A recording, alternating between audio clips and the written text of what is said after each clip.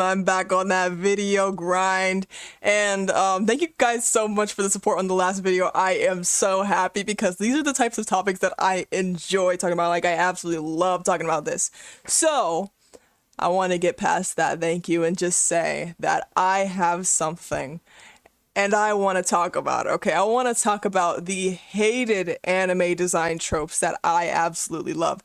And there's a lot of them, bro. Like, on my last video, I was like searching for things that really gave me that ick. I mean, I already knew them, but like on this one is something that I could talk about easily because there's so many things about designs that I see people hating and I'm just like, dude. Dude, am I just supposed to stay quiet? Because I absolutely love a lot of this stuff. This will include like a lot of different things because like when I was making the last videos, I was referencing a lot of things that sort of just had the anime-esque style. Not that it was like in anime specifically, but I'm gonna get into it. So anime design tropes that I love and other people hate. A reminder that if you like this sort of content, like and subscribe. If you don't now, I'll win you over by the end of the video. So don't worry. Alright, I'm gonna be using my persona to draw this one and one of my favorite OCs because I want to talk about over-designing. Of course, I'll show examples because I'm gonna be real, it's really difficult to make over-designed characters look good, but I want to explain my thought process of the fact that I think that there's nothing wrong with over-designing, right?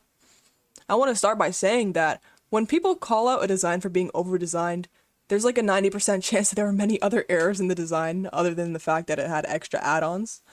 What I'm trying to say is that a lot of the time, over-designing can be a good thing, but with underprepared and inexperienced artists, the designs can come off as quote-unquote unappealing. That's why even in my design that I was drawing, it was very difficult to draw it and make it look good, but there are plenty of people who do make it look good, and it just kind of sucks that these people are being criticized for having an over-designed design when there's nothing wrong with it. It looks good, right? The actual problem with over-designing is that it just leaves a lot of room for error. Not that it's an error itself. Like, the term over-designing can easily be attributed and is constantly used to criticize designs of characters from Zenless Zero and Honkai Star Rail, when the fact that they're over-designed isn't really a problem in these situations because the designs are very appealing and have a reason to have a lot of different quirks. Taking this at a logical standpoint, and it doesn't even need to be logical, because there could be animations and animes that have over-designed characters that look good, but logically, yeah, it makes sense to criticize it for the fact that it's harder to animate and work with, it's more expensive, all the above, all that sort of stuff. But in games like Zenless Zero and stuff like that, like logically, it takes a lot of money, a lot of time to get these characters. You want something that looks grand. You want something that looks crazy good, right?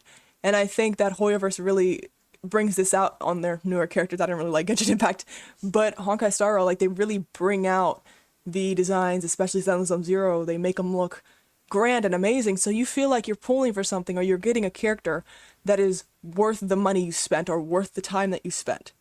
And if you just got a bland character that was just easier to work with, easier to animate, well, it wouldn't be as valuable as this design that was perhaps they had more intricacies. Here's the completed design of those two, and I had a lot of fun drawing them.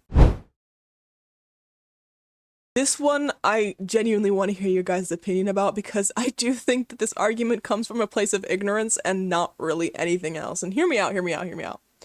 Overly marketable character designs.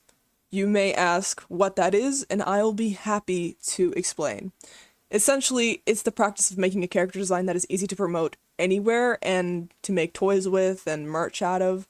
For example, Hatsune Miku. This is why I believe that the criticism people have about overly marketable characters is already dead in the water. Like, there's no way you don't like Hatsune Miku, like, come on. But many of the people who use these, like, arbitrary terms don't know what the term means, or is just using it to hate on a character that they don't like.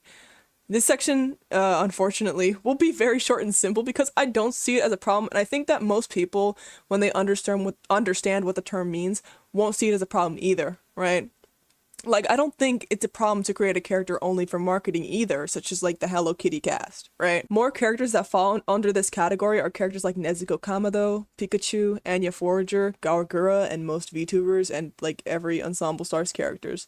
But since I know more about Ensemble Stars, I'm going to talk about them for a sort of example, because I believe that they're kind of like the most egregious example, and many gacha games are just like this as well.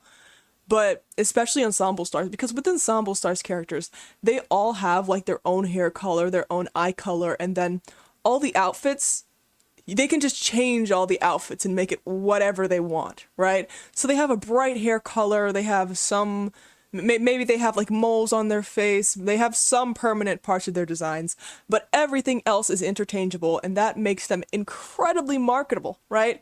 And every group in the game sort of has their own niche. So you have like 4 characters in one group, and they're like about being emo and black, like undead. Like they have like the emo sort of attire. Like that's what they're all about. And a lot of people like that, but a lot of people don't like that. So if you don't like that, well, then you could go to another group like Alkaloid, which is all about them being like starting from the bottom, now we're here type of group. Like there's always going to be a sort of niche that somebody was going to like. That's why it's also overly marketable, is that if you don't like one group, well, you could just go to another one. And that's also a part of it. It's like, I feel like it's it's no problem to have a bunch of different characters that maybe you like one, maybe you like the other one. Yeah, it's marketable to do that. It's a smart choice to make that, but just because you're smart doesn't mean that it's bad, right?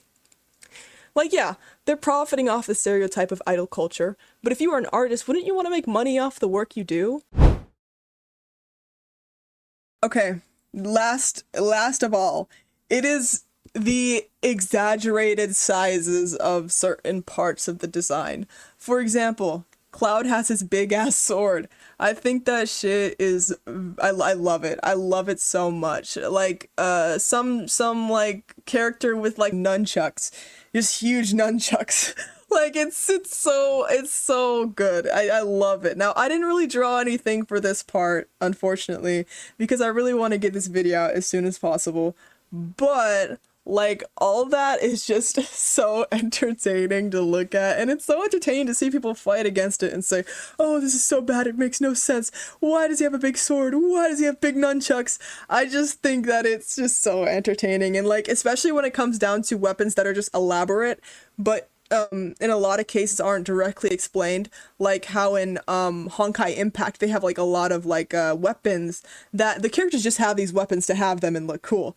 I think it's beautiful, but then a lot of people are like, they should directly mention it in the story. Like, come on, like who gives a fuck? But yeah, again, a lot of the weapons are just incredibly cool, and a lot of like games and stories, they really go into some weapons, but some of them don't, and I don't think they really have to, because usually the story shouldn't be just about the weapons. Or I don't think like dedicating a whole plot point to weapons, unless it's important to the character, is that, you know, is that important, you know? Like it could just be a cute design feature that they decide to put on, but I love stuff like that. But thank you so much for watching the video. I appreciate you for making it this far, and if you'd like to see more content like this, please like the video, and I'm glad that you made it this far. Did I win you over? Did you subscribe already? Let me know in the comments. And like, again, let me know in the comments what you think about these certain things that people hate and that I like. I mean, of course, you don't have to like what I talked about in the video, but if you did, let me know, because I would love to have conversations and talk a little bit in the comments. So I'll see y'all. Bye bye.